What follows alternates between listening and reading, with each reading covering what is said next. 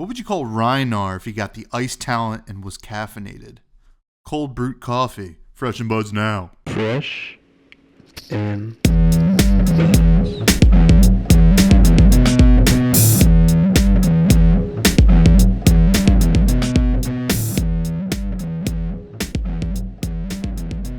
All right, folks, welcome back to yet another episode of Fresh and Buds. I'm your host, Tommy Fresh, and you are all my buds, and we welcome back this week Lupine Fiasco, a.k.a. John. How you doing, my friend? Welcome back to the show. Thank you for having me. I'm doing great. I'm happy to be here. Everything's great. Nothing's wrong. Okay, that's good. That's good. I'm hoping, that's true, but we will probably get into some stuff. But I'm excited to have you back. To be honest, I'm very fortunate to be able to talk to a lot of great people in this community, and you were one of many in the past year that as soon as I finished talking to you after we hung up the phone at the last podcast, I was like, I can't wait to have John back on because that was a lot of fun, and I'm happy to have you here, my friend. Oh, thank you. That's super sweet of you to say. I had a great time on the last. It was my first podcast. It's still the only one I've done, and yeah, I'm thrilled to be back. You sent me the invite. I'm like, yes, absolutely. Oh man, I love it. I love it. Now we got some bands to talk about or something like that. We'll get to that soon. Nothing important. I'm sure it's fine. It's just a little bit of a shake-up, and we're going to catch up with John and then, get your high C's fresh faves and see what's going on with that as we get ready to say goodbye to that wonderful, wonderful set. Not goodbye, but move on to the next chapter of Flesh and Blood. But before we do that, what's new with you? What's going on? Nothing too much, honestly. Just chugging along, still making content, getting ready to travel some more. Things are good. Things are good. Not too new, but things are good. That's good. That's good. I pay attention to your YouTube channel. You're cooking, man. Thank you. You put out some great stuff, and you've been doing a lot with a lot of other people too, which is awesome too. Which is the kind of the best thing about this community. How is the channel going? You pretty happy with it? Is there some stuff you'd like to be doing more? We talked a little bit before the show, but you want to elaborate? Sure. No, I'd like to be making more content. I felt like I settled into a kind of 3 videos per week schedule, be 2 or 3 pieces of gameplay, and then a shorter form content if the mood struck me, if I had some inspiration. But I got back from Kansas City and just realized I needed a bit of a break. So I haven't been recording any gameplay. It sort of lined up well with we have the BNR coming up, and then we've got Super Slam soon. And there's no real CC events that I have to prep for before ProQuest. So it all kind of lined up well, but it does mean that I'm not getting the gameplay that I wish I was. Outside of that, though, I feel like there have been some great videos, and shout out to all the creators who've been helping me record gameplay footage. Shout out to Ian Holland for just talking with me about Living Legend for an hour. I made it my goal to start bringing more people on the channel, and I think it's going great so far. That's awesome. That's awesome. I saw you had Enki on not too long ago as well. I did have Enki. He was kind enough to coach me through the Gravy Slippy matchup, which I think is going to be timeless. I'm really glad that I have such a deep understanding of that matchup, which will never change. And those heroes will always stay the same. Gotta love it. I love me some evergreen content. I tell you what. Just like the past 10 podcasts I've done, certainly about Gravy. Although, we did kind of predict some changes here and there. But that's awesome. Enki was on the show not too long ago. Just an awesome, awesome bud. He's great. He's super smart, really friendly. Love him. Kansas City, how'd it go for you?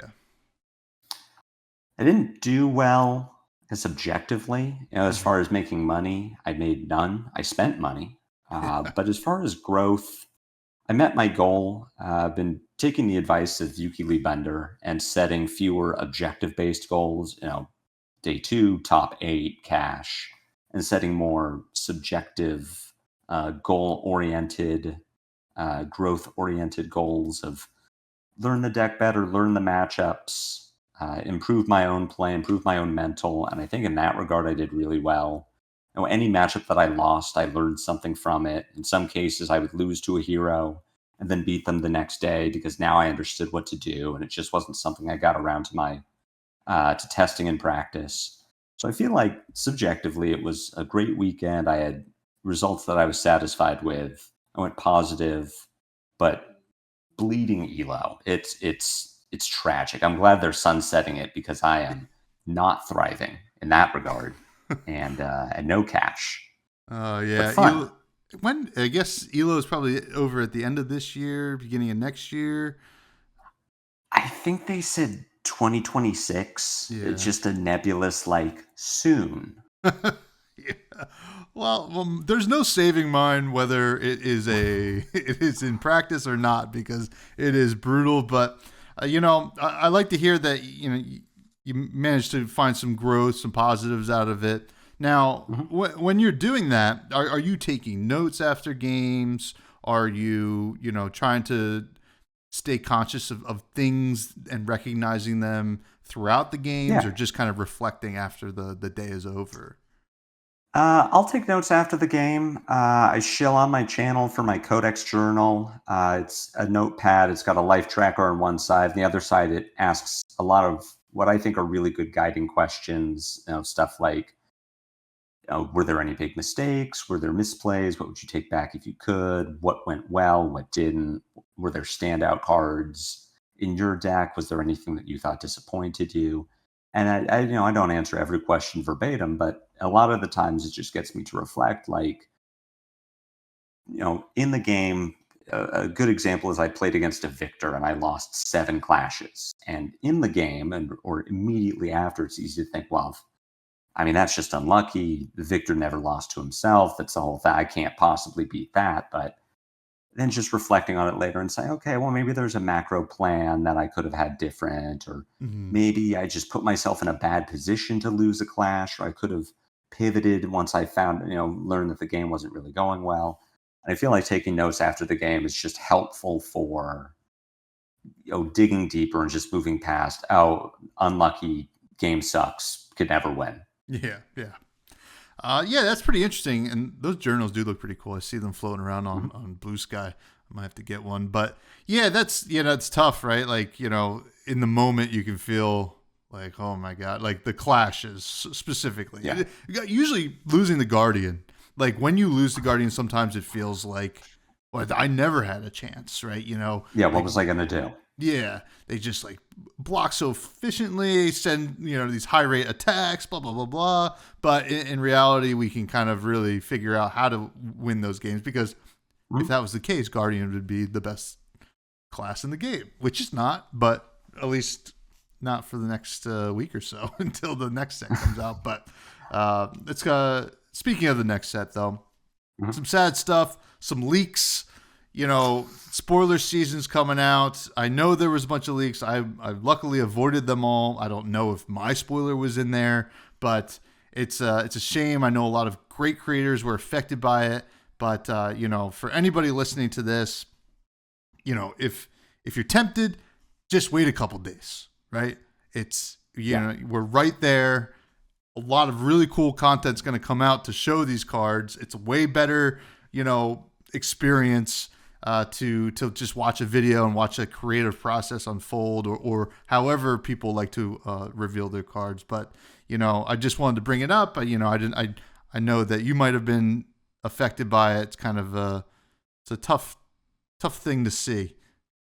It is a tough thing to see. I know I was affected by it. I was at least I saw my leak. Someone poked me and said, "Hey, is this you?" And it was, which sucked. I was fortunate in that the spoiler concept that I'm putting together for my video doesn't depend on people not knowing what the card was. I saw a post from Josh Lau on Blue Sky where he was lamenting that I think his spoiler was a little more like, this doesn't really work if you know that the card exists. It has Hmm. to be a surprise. And I really feel for him. It sucks for all the creators, but like you said, it's better to get it from us than to get it from a grainy potato picture online. even if you do know what the cards are, even if you did see the leaks, people are going to have fun, creative takes on those cards or the abilities or something creatively about the flavor of the card. Just do yourself a favor, do your favorite content creators a favor, watch the video, read the article, like the tweet, whatever it is. Yeah, we all work really hard on it, and we all hope that we're making a product that you all can enjoy. And it only works if you give us your eyes and your attention and the feedback. So please engage. Please like us. Please like me. I'm not too worried because I do think that the community at large is first of all great, but also, Mhm. it might seem bigger than it is because there's so many people that play this game now, and so many people that like consume content, but also might not be in tune with what's getting leaked or even know what the spoilers are before the actual spoiler videos, like the ones that we've been seeing the past couple weeks. So it might seem in the moment that because we're in it, right? We see all of it, and like we have this bias of like, well, of course everybody saw it, but people are avoiding it, and I'm liking to hear that. And a lot of people are coming out, and James White had a really great statement on it too.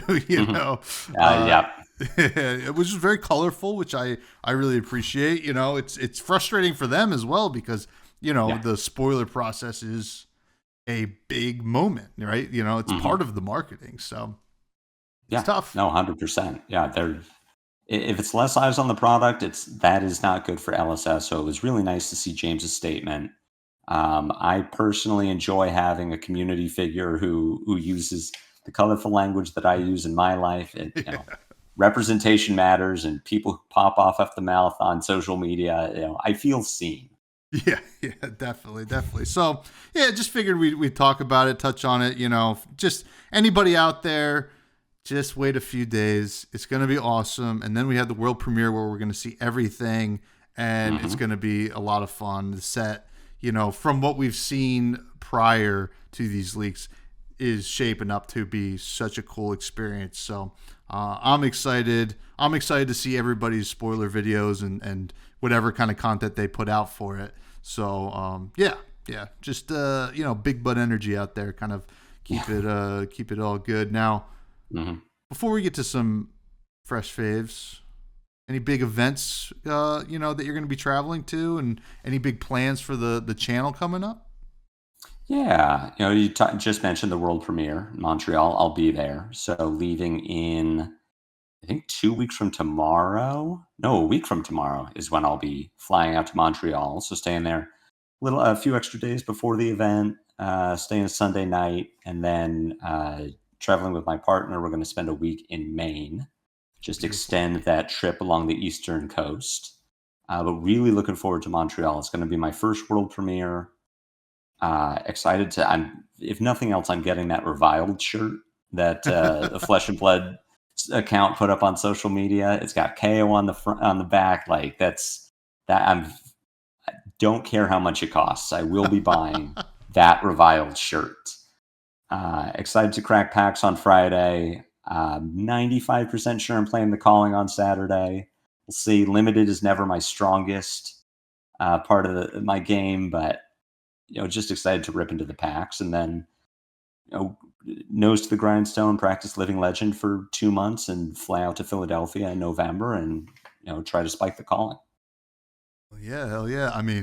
Excited that I'll see you at 2 events, Montreal and Philly, and also please enjoy Maine. Maine is one of my favorite places in the world. It's just such a good time. It'll be my first time in Montreal. I'm sure Montreal is going to be amazing too, but. Super excited. You should definitely play the Calling because you get to crack more packs. You get to crack more packs, yeah. And then cool.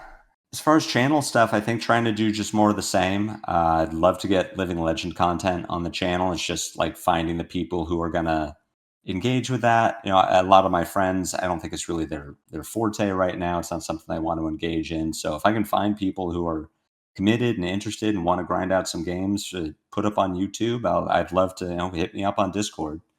But outside of that, just try and trying to keep doing what I've been doing. I think it's been really positive. It's gotten really good feedback, and so just more of that. And then my spoiler video, it's going up on Tuesday the 9th, a week from today, when we're recording this. And that's my first spoiler. So really excited. It's been my dream as a content creator to get a spoiler. And so please like me.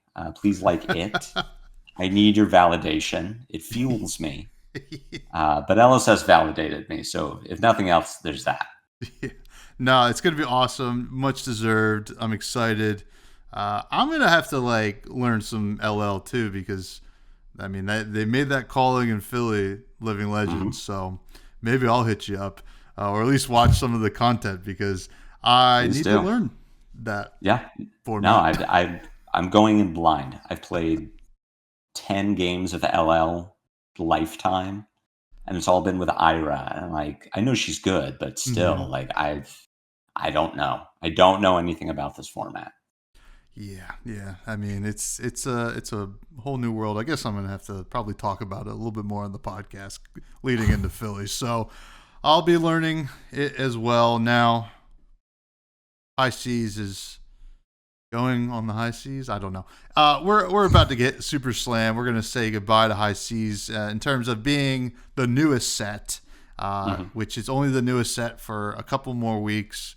But last time we had you on, we asked what your favorite cards in the whole game were. Now, we need to know what your favorite cards were from High Seas. First, who was your favorite hero from High Seas? 100% Puffin. I know she's not in the best place competitively, but as soon as I saw her and I started seeing her kit roll out, I thought this is just Aurora. Thematically, she's got that same energy. Win, lose, or draw. She's just happy to be there. Mechanically, it's just stacked with 0-for-4s with Go Again. She's got a fridge. I love an aggro deck with a fridge. Blocks for 7 with the equipment, I think. Not so much on the defense reactions. She can't do the Sigil of Suffering, Channel Lightning Valley play. But she does have defensive crank to draw a card. And she, in a lot of ways, besides win rate, tournament conversion, and overall success, she is Aurora. Oh yeah, I mean, she is awesome. And who's doing really well with her? I think it was in Kansas City. I was up at one point. I was playing at the 4-0 table before my tournament went awry, and I was sitting next to a Puffin. I'm just looking at her like, what? What are you doing? It might have been Emmanuel, maybe, because I watched some of the stream. Yeah, I mean. Golly, she and that new card that she got just spoiled. Something thrust. Backspin thrust, something. Yeah. She's doing a backflip. She's doing the Fast and Furious pose. Oh yeah. Polly. She's great. This card's actually pretty insane. Red, 0 cost, 4 attack, 3 block. Okay, it's all making sense. Once per turn instant. Untap a cog you control. This gets +1 or Go Again. I mean, it's so good. Yeah, that's some real sauce. So it doesn't. I've been talking to people. I'm told it doesn't fix her problems. She still has, can have some trouble making cogs, but it goes in the 80 for sure. It goes in the 60, and as soon as she gets the card that starts to make her tick, it's like you're playing this 100%. If you like Puffin, you're getting a play set of this. Oh yeah. 100%. Now, what was your favorite weapon from High Seas? Weapon of High Seas, it's got it. It's a bit of a divergence, but it's got to be Clav and Sarakai over in the expansion slot. Nice. I've been pretty vocal. I think Syndra's a bad hero, and I regret playing her. But I will say that playing her in Singapore, I sat down against 2 Verdances, and watching the light leave their eyes the first time they throw a spell at you, and you say, yeah, I'll spell void 1. I'm like, okay, yeah, I guess. And then you buy the dagger back the next turn. It's especially if they don't know the matchup well, if you're getting 5, 6, 7 points of value from your claw because the Verdance is just trying to nickel and dime you with Arcane, it just puts you so far ahead. So that, really channeling my inner assassin, Fab is a 0-sum game. And if I'm having all of it, that means that you're having none of it. And that's really what I look for when I play Flesh and Blood. I Oh, want all the fun. yeah. Well, listen, I mean, with that set up, I mean, it sounds like you were having all the fun. Now, what was your favorite equipment? Favorite equipment really did have to be Dead Threads. Like, clearly a problematic card and a problematic hero, but thematically very cool. It did everything the hero wants to do. I love the philosophy behind printing Spring Tunic, but not. So Mm-hmm. that if people are buying the set, which they were, and it's popular, which it was. I mean, I don't know what Dead Threads is going for on TCG Player, but I know it's less than the price of the Spring Tunic. Mm-hmm. And I think, maybe it was overtuned, maybe it fed into some of Gravy's, less savory play lines, but I would love to just see more of that. Like, that's what's going to bring people into the game, get them their budget decks that are still competitive. I thought it was really a really cool design, something really nice for a new hero. So big fan of Death Threads. Yeah, and it's generic necromancer, just straight up necromancer. So like Yep. the wheels start turning. I'm like, what's the next necromancer? And like, how is that going to work there? And it's got to work with like allies continuing, like obviously with that kind of class, but it's very neat. Now, Mm-hmm. what's your favorite card from the set that you would throw into your deck? Favorite card from the set? Oh my gosh. I looked it up even ahead of time. I saw the notes and I'm like, which one did I pick? It was a very, oh, you know what it was? It was Cogwork's Dovetail. Sort of falling back into like, I think Puffin is the coolest, and I'm really excited for when she's, gets the support that she needs to be just a classic constructed powerhouse. Cogwork's Dovetail is like such an insane card. It's just on its face, it's 1 for 5 go again if you have a cog. If you have 2 cogs, it's 1 for 6 go again, or 1 for 7 go again if you have 3, or it's 1 for 8. But the coolest thing I've learned that you can do with it is you send the cogworks, you tap 2 cogs, give it +2, so it hits for 7.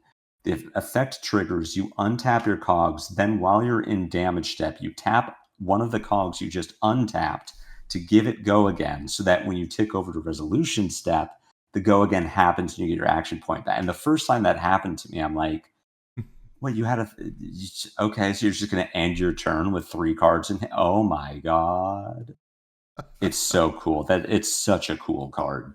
Yeah, that's a good one. I mean, golly, I mean, a lot of the suite for Puffin's like so good, and so like you Yeah, kind of hit the nail on the head. Just a couple cog creators away from just being a really intense hero. yeah, Uh, yeah. so cool. Now, we asked you what class and talent you would be in the world of Wraith, but with High Seas, I've been asking what class would you be in conjunction with Pirate? In conjunction with, I mean, I'm going to be boring and just say warrior. Like, I would love to think that if I was in a fantasy world, that I would be like a necromancer or a wizard or something really. I'd be a guy. And I'd like to, my power fantasy for myself is that I'd be a guy with a lot of training and maybe an exceptional guy who, is really good with a sword. But I wouldn't have the powers. I wouldn't have the super special skill. I'd be a dude. It's a pirate warrior, and that's fine. Every pirate warrior that's making money. All right, that's a swashbuckler. People Mm-hmm. love that power fantasy. But now I'm pirate warrior. I'm just some dude. Give us the cutlass. Come on. We need That's a what cutlass. that's Holy what moly. Gravy needs. Just give him a Yeah. weapon. Oh, yeah. I mean, we got to tune him a little bit up, right? That's right. Now, I don't remember what you answered last time, to be fair. It's 4 months ago, but did High Seas change your mind about the greatest set of all time? No. Okay. Well, no. So power wise, no. Missed Mm-hmm. fail. Yeah. Power, was it good for the game? No, because Gravy. Okay. My goat set, not so much for the set, but more for the meta it generated, is still heavy hitters.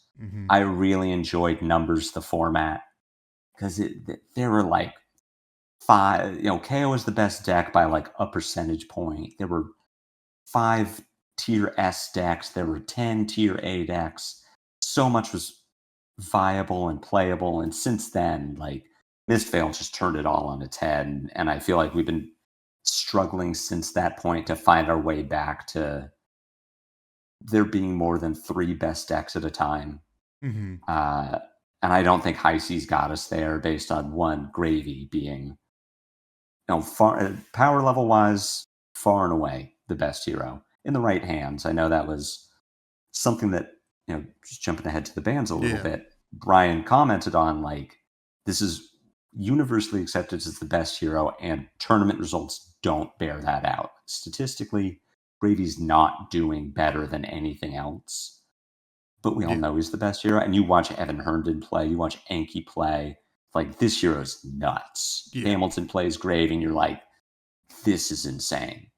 So Gravy didn't fix the problem. And then we got Puffin and Marlin that they were there too. You could open a Puffin or a Marlin card and be sad that it wasn't worth more. Yeah. I mean, listen, I still agree. The heavy hitters format, the best of all time. I mean, we're going to be telling our kids one day that they used to call for a ban of scabskin leathers at one point. Can you believe that? Back in my day, they were calling for a ban on Wild Ride. Oh man. Yeah, that those were the days, but we might be going back to it. We'll see after we return to the deathmatch arena. I don't know. We will see. We don't know what the whole set has for us, but we do know that certain heroes got a little bit nerfed, I would say. Just a tad. We just had the banned and restricted announcement the other day, yesterday, as of us recording, earlier this week for those of you listening when this comes out. And, we'll talk about each one and kind of our thoughts on it. But, just to kind of list them out before we get into it, Bonds of Agony is banned. Golden Tipple red and yellow, banned. Plume of Evergrowth, banned. Taco Big Game, banned. Germinate, unbanned. So there's a lot to unpack here. I'm excited to talk about it because this is really interesting. And to be honest, I love when these announcements come out because I just love reading the explanations, right? It's very enlightening to see how they're thinking about it and, why these things happen. And, you can pontificate if you agree or not, but it is interesting regardless. Now, did you think the hammer was going to come down this hard or at all? I was hoping it would. I thought they were going to go one of two ways. I thought we were going to get a BNR like we did, where they were going to hit what I think are the 3 best heroes of 2 days ago, Gravy, Slippy, Verdance. I thought they might go a little bit farther even, maybe hit a hero like Acilio or Dash.io.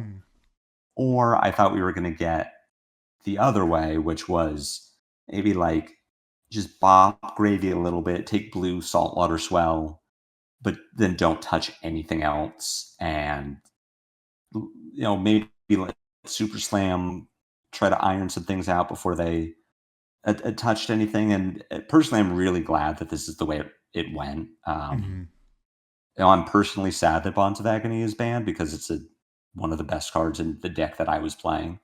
But I'm glad that they are sticking to what they had said when they implemented the 0.5x, 1x, 1.5x modifiers, in that new heroes are going to LL much slower and they're going to have a much tighter hand on the format. They're going to pay much more attention, curate it much better. So I'm glad that they put the hammer down. I hope they would, and I'm glad they did. Yeah, there's a couple things this list kind of tells me, from like looking at it from high level, right? It tells me, first of all, they knew something was up, right? I think there was no doubt because some people were saying they wouldn't be surprised if no bans happened because, right? Like even Gravy they talk about, right? Doesn't have the win rate. It just is super powerful, right? Yeah. And, there is a little bit of not a triangle, but like it was like Gravy versus the World. And, it seemed like a couple of different decks could make these top eights, and it would be, relatively diverse in those top eights.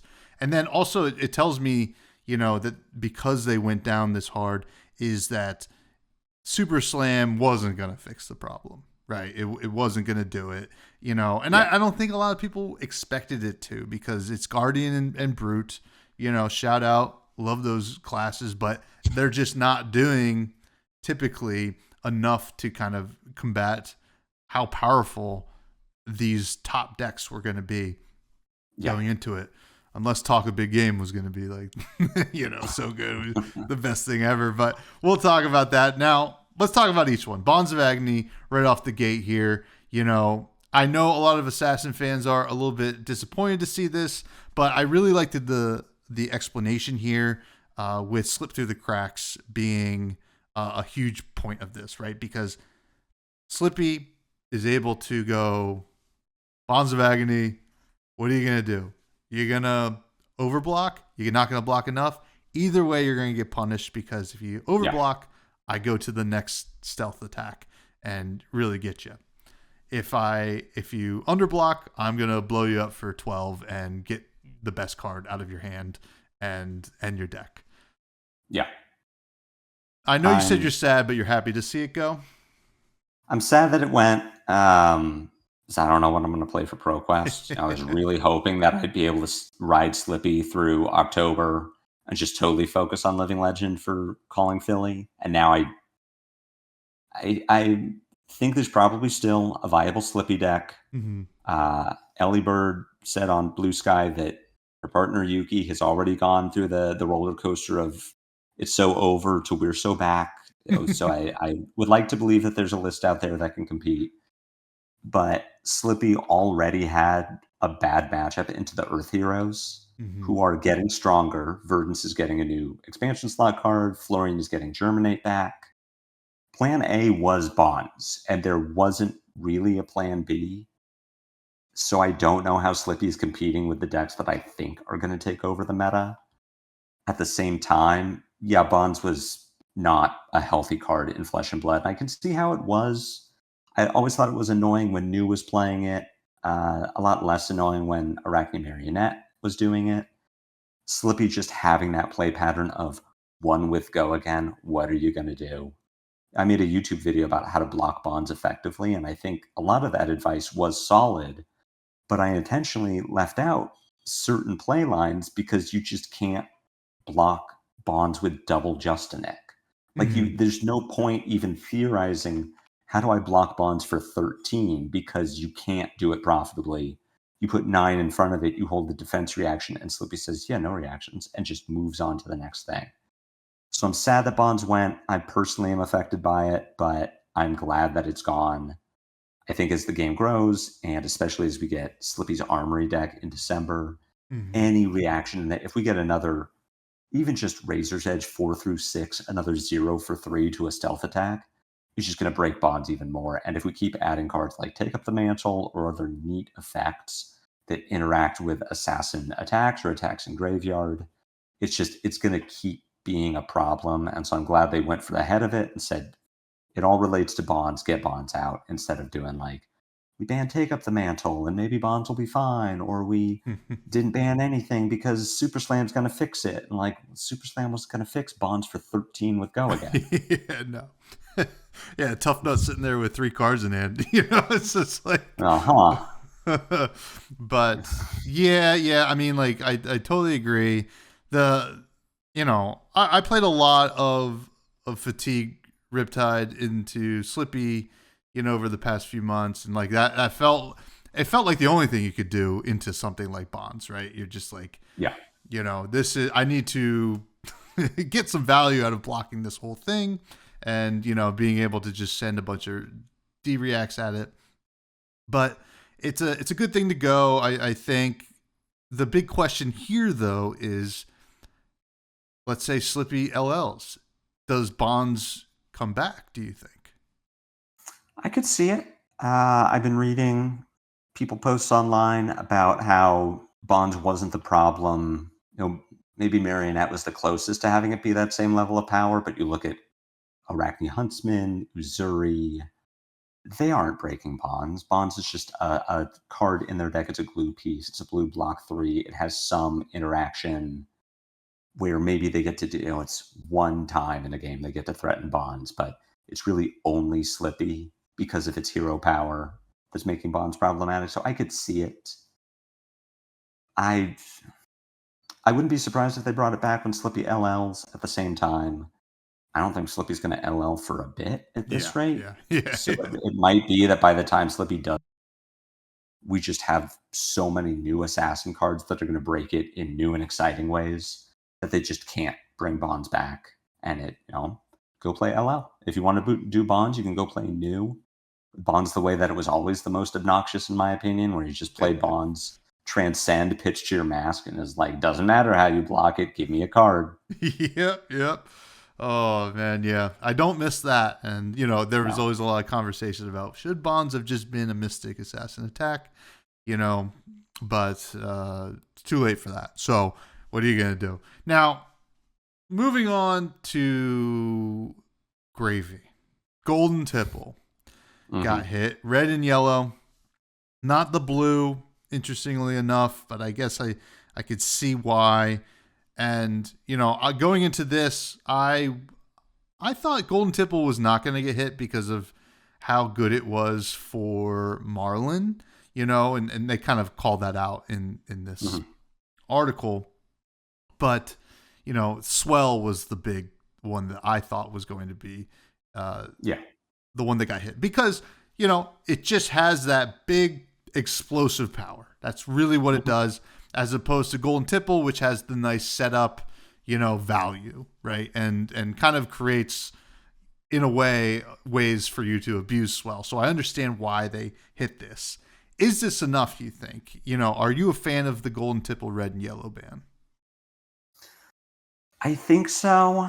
I'm not sure. I've heard too much recently that Tipple is just the engine for Gravy. I didn't want them to kill Gravy. I actually liked the matchup quite a bit. Playing Slippy into Gravy. I know that matchup's different now, but just I never felt like Gravy was this oppressive force. And part of that is I just don't play decks that Gravy would prey on. I don't play Guardian. I don't play slow decks. It was never going to be a problem for me. But I didn't want Gravy to die.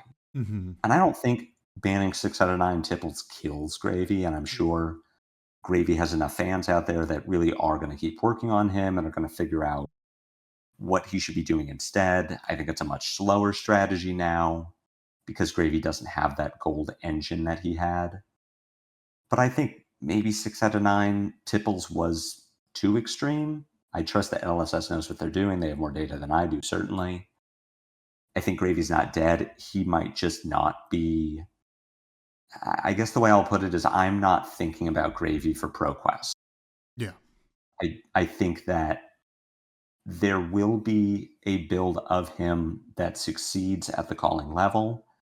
It will be piloted by the best players in the game.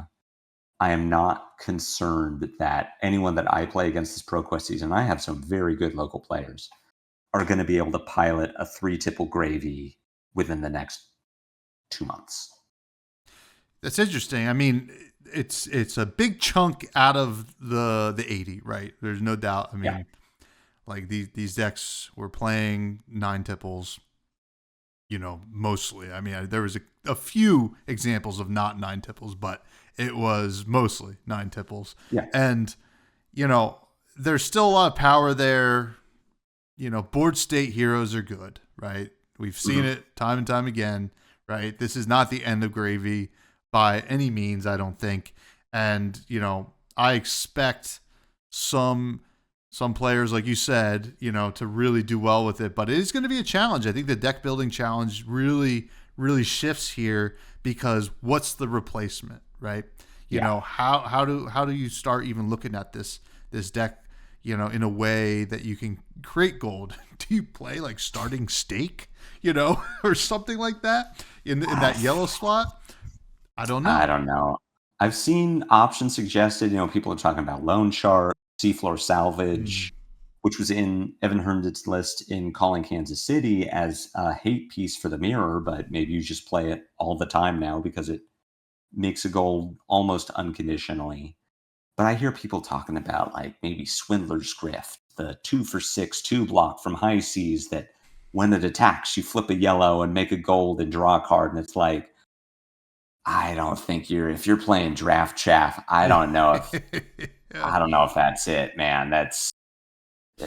You're really scraping the bottom of the barrel on that one.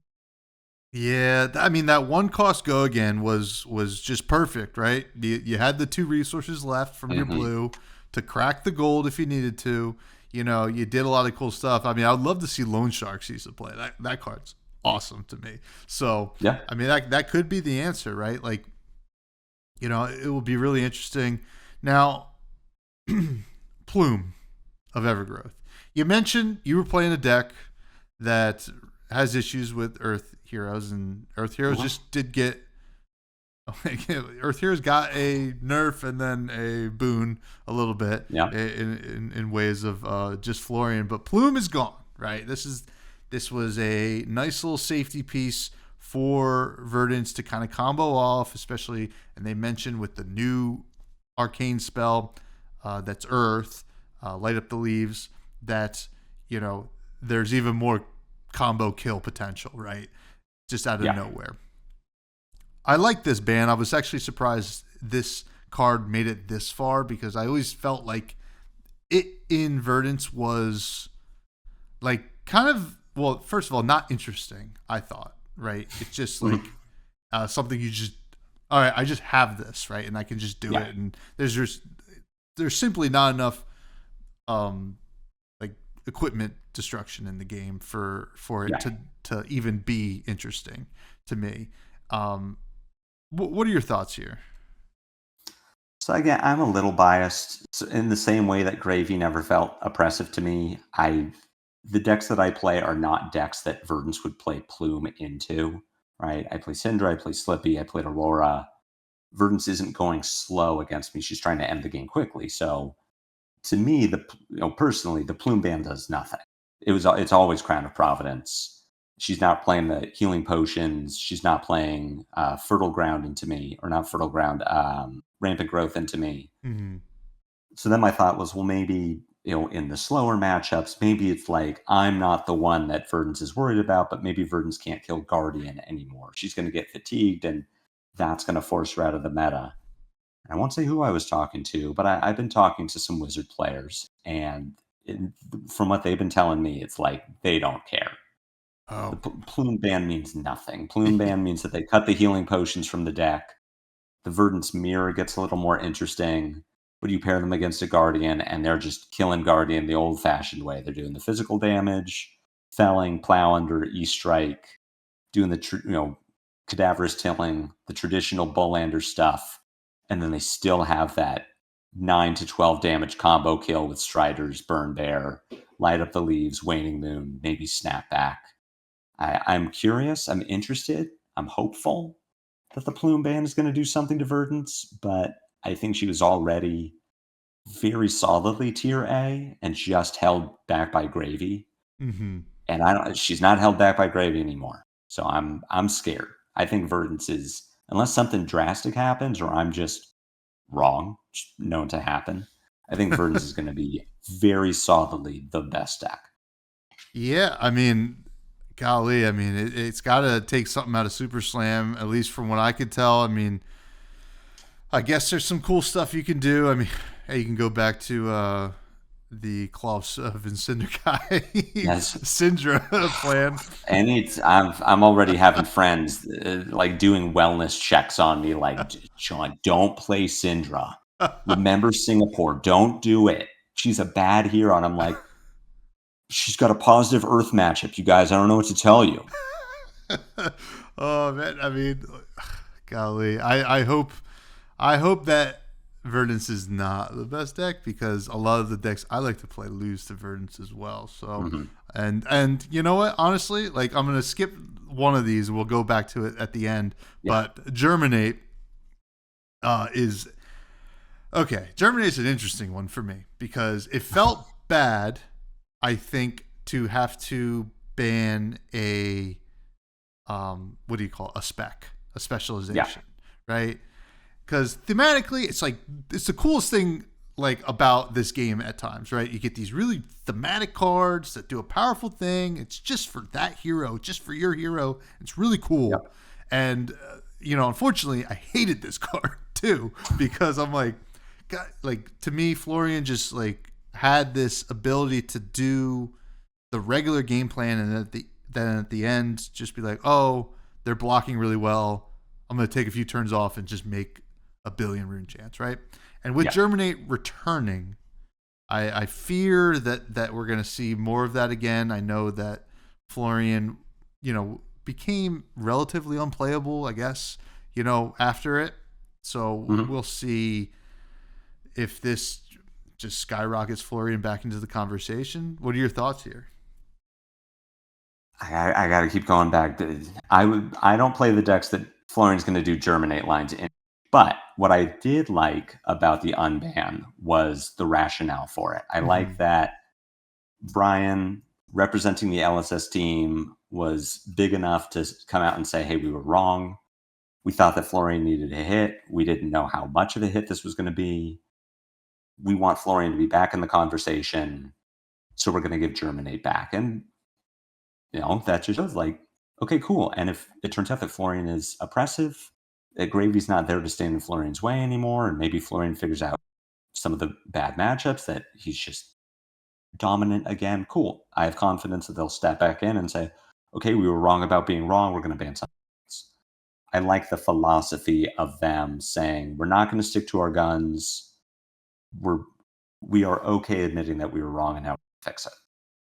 Yeah, and it's part of the allure of LSS to me because they're willing to say, hey, we didn't. I mean, that was wrong. Like that we messed up, and they've done it many times. And listen, it's a hard job to balance and design a trading card game, or any game for that matter, but specifically a game that's getting new expansions all the time. Very interesting. Germinate, sad that you're back, but it is a really good, cool card. Like I'm glad that people get to play with it again. It just makes me have to change my life, I guess, or something. But I tell you what, I'm really upset because I bought about 200 Talking Big Games. No, I'm kidding. Talking Big Game is banned, and we don't know why, really. There's some speculation. Obviously, it's about something that's coming out of Super Slam that I haven't seen or haven't really been like, oh, this is definitely why. So I'm not really sure, but we haven't really seen a preemptive ban like this since Berserk. Is that what I'm thinking? Upright. Berserk is the before they Heavy left Hitters? us Berserk. I think Berserk. No, because I remember playing against Berserk KO. I think the Berserk was them saying like, "Oh, we should we have know done that we see where you all are going, and we don't want you to end there." I think the needle ban, Zephyr Needle, was probably. Ban. Yeah, I always go back to Stubby Hammers from Uprising with Fi. I think that was the first one, maybe the only one they've done that was like before the set came out. We're going to ban this. It was broken in testing, and you're going to see why. Zephyr Needle was the most recent of them saying, we know what you're going to do, and we don't want you to do it. Yeah. And I guess Duskblade, too, to really throw it back. I remember. Good point. Yep. It would have been Duskblade was the first one. Yeah. I opened it in my first couple packs. I was like, nice. Wow, it was a piece of trash. This is interesting. We can't really tell why, right? It's it makes me excited that there's something that would make that card good, right? Because I've heard some speculation that it isn't going to be a like one specific card that we think, that's why they banned it. I've been hearing some speculation that it's just the reviled talent pool in general.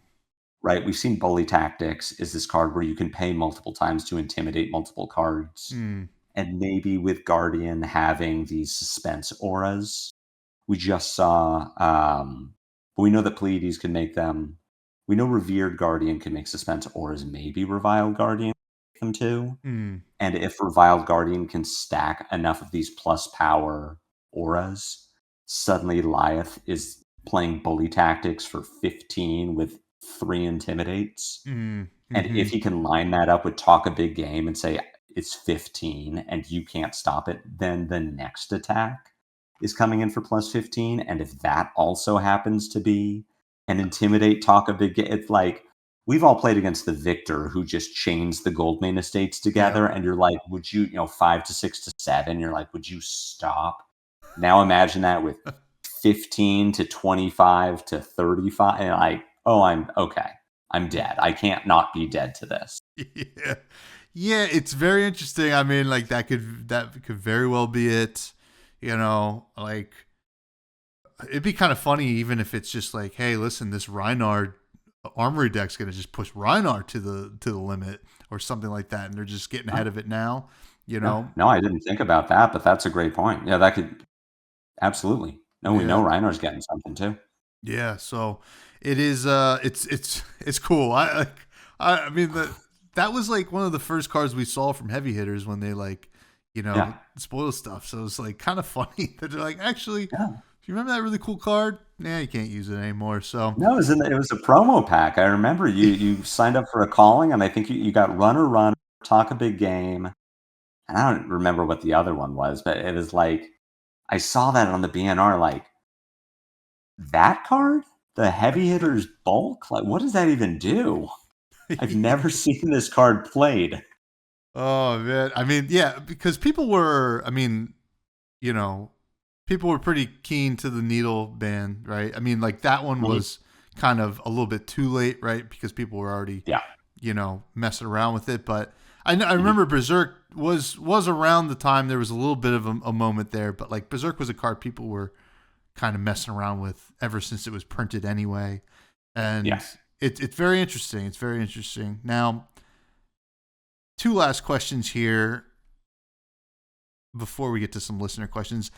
Who do you think are the top tier heroes? I think we kind of covered Verdance, right? I think Verdance is in a probably really good spot going into Super Slam. We'll see what the rest of that looks like. But if there was a calling tomorrow, I would expect Verdance to do really well. Who else? I think Acilio is up there. Acilio has a positive Verdance matchup. I'm just thinking of heroes that were doing well before the bans, and especially the ones that didn't get touched. So Acilio's up there. Acilio has had this high roll potential since Consigned to Cosmos came out and really just was the glue that Acilio needed, this zero cost shock.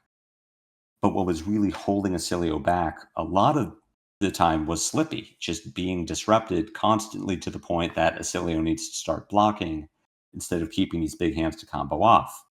And Slippy just got a huge nerf, and it not even just to the overall power level, but specifically to the disruption.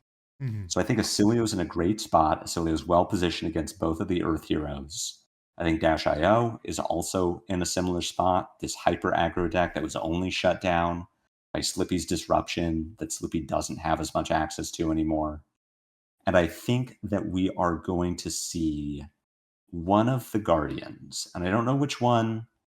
This is before Super Slam, which I'm sure is going to push Pleiades or Lyeth or maybe one of the existing Guardians. But I think Victor has kind of been in this okay spot, was really held back by Gravy specifically, which Gravy just got a huge nerf. And I've been hearing things from buddies who are saying that Valda's the real deal. Valda had a good Gravy matchup. Valda was going 50-50 into Slippy, and now Slippy just got much worse. I think, if I had to give you my top 5, these are the heroes to watch out for. You want to test against these. Be Verdance, Acilio, Dio, Valda, Victor. Now, how does Florian shake out here? Because I remember the Germinate days. They were pretty brutal. I mean, now we don't have the staff back, the Scepter of Pain. Scepter of Pain, yeah, which had that really morphable. Like you can play the straight up fatigue version. or just like OTK version, or you can also play that kind of hybrid version. You don't really have that now. It's just, regular run-of-the-mill Florian. But how's he looking? I'm sure Florian edges out one of the Guardians. That's a hero that has been too long for me. I pushed memories of him out of my brain. I'm like, I know he's better. Mm-hmm. The last time I played against a Florian, he didn't have Everbloom, and now he does have Everbloom, also Germinate. So if nothing else, it's another blue block 3. So I'm sure he's much better. I just don't know enough about how he stacks up to Verdance and then the 2 hyper aggro decks. I know he gets beat by Syndra. I'm sure Syndra's also much better, but I think in any world where a Guardian is a top tier deck, Syndra is not going to do well. Yeah. But Florian might just have too many bad matchups in the top tier to like really excel, and he'll just kind of be that tier A deck. Mm-hmm. Come at me in the comments if like maybe I'm talking out of my butt here, and you're like, Lupine, what are you talking about? Florian's a powerhouse. I don't remember. I'm just going off vibes. I think Florian is. If we're talking Earth heroes, I want to be Verdance. We're all about the vibes here. Yeah, I mean it's pretty interesting. Like Fang, I like kind of go like I just like Fang in general. Mm-hmm. I think like that can be the most powerful thing. We saw Max Klein really pilot that deck recently, and that certainly I guess like Slippy kind of getting a nerf doesn't hurt that matchup as well. But the big noticeable thing here is no talk of Brute, right? And Super Slam is going to give us Brute support one way or another, whether it's good or bad, right? And you mentioned earlier in this podcast there was a time when KO was like the best deck by 1%, right? Yeah. And he's still a powerful deck, right? Like, can do some really good stuff. Are these bans enough to make way for Brutes back into our hearts and our lives? I'd like to believe so, just based on, again, if Guardian is a top tier deck, then KO is going to be top tier. Brute generally is going to be top tier. Brute's always had a good Guardian matchup. Mm-hmm. But there's just so much with Super Slam that we don't know. I mean, we've seen a handful of Majestics.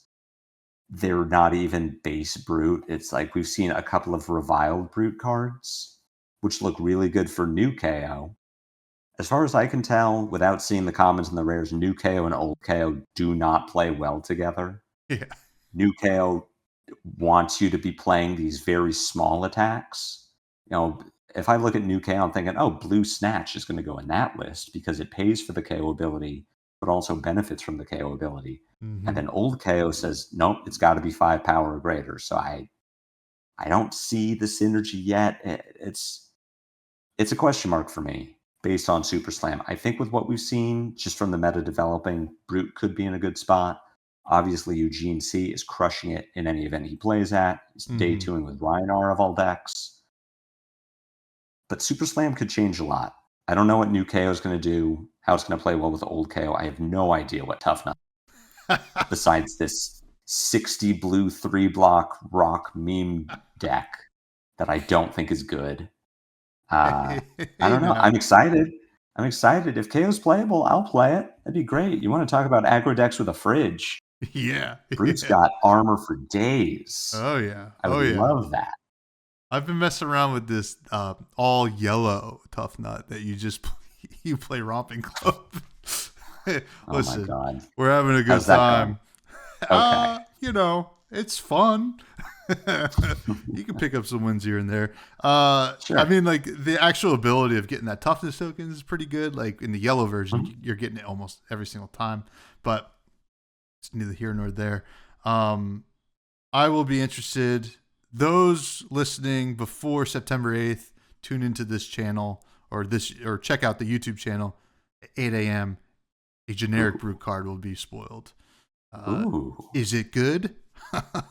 Well, you'll have to find out. But we do have some listener questions. These come from the Buzz Discord, free for everybody to join.